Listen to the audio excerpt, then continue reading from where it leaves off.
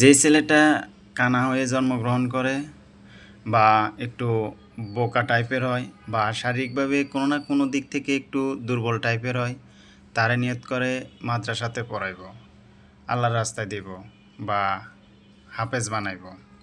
আর যেটা একটু সুন্দর হয়, নাদুস নুদুস হয়, তারা নিয়ত করে স্কুলে পড়াইব, ডাক্তার বানাইব, ইঞ্জিনিয়ার বানাইব। ঠিক এই নিয়তটাই করে পরিবারের কোনো না কোনো মা বাবানো। একসাথে সবাই খেতে বসলে ছেলের প্লেটে বড় মাছের পিস, মাছের মাথা, মুরগির রান, মেয়ের প্লেটে ছোট মাছের পিস তুলে দেন কোনো না কোনো মা বাবা না। মেয়েদেরকে ছোটোবেলা থেকেই শেখানো হয় এটা করা মানা, ওটা করা মানা, এটা করতে পারবে না, ওটা করতে পারবে না। ঠিক ছেলে আর মেয়ের এই বৈষম্যগুলো পরিবারে মারাই সৃষ্টি করে, বাবারা না। বাবারা বরং মেয়েদেরকে বেশি আদর করে, মেয়েদের মেয়েদেরকে ছেলেদের চাইতে বেশি প্রাধান্য দেয়। হলে কিংবা মেসে একটা রুমে যদি 3টে মেয়ে থাকে, 3টে মেয়ে কিন্তু ভিন্ন ভিন্ন রান্না করে। 2টে থাকলে 2টেই ভিন্ন ভিন্ন রান্না করে, ভিন্ন ভিন্ন খায়।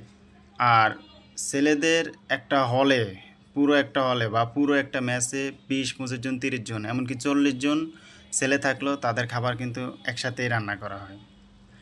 মেয়েরা 2টে মেয়ে একসাথে হল থেকে বা মেস থেকে যদি ঘুরতে বের হয়, কোনো নাস্তা করলে বা কোনো হোটেলে কিছু খেলে বা রেস্টুরেন্টে কিছু খেলে, যার যার বিল সেই দেয়।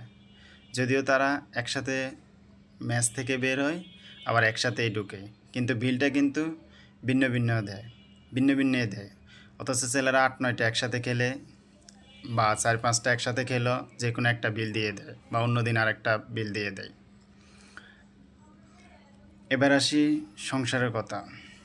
সংসারের কথা বললে আসলে শেষ করা যাবে না। সংসারে একটা নারীর পিছে যেভাবে লেগে থাকে, মা, শাশুড়ি, ননদ, ঝা, সবাই একটার পিছনে একটা যেভাবে লেগে থাকে, মানে এদের কারণে ব্যাপারটা এমন পর্যায়ে বা এমন সিরিয়াস পর্যন্ত চলে যায় যে সংসারের ভাঙন পর্যন্ত হয়ে যায়। সংসারের স্বামী স্ত্রীর সাথে ঝগড়া, এই ফ্যামিলির সাথে ওই ফ্যামিলির ঝগড়া, এদের সাথে ওদের সালিশ বিচার, এই সব কিছুর জন্য দেখবেন কোনো না কোনো ফ্যামিলিতে নারী দায়ী, নারী জড়িত। তো দিন শেষে আসলে নারীরাই আসলে নারীর অন্যতম প্রধান শত্রু, পুরুষ নয়।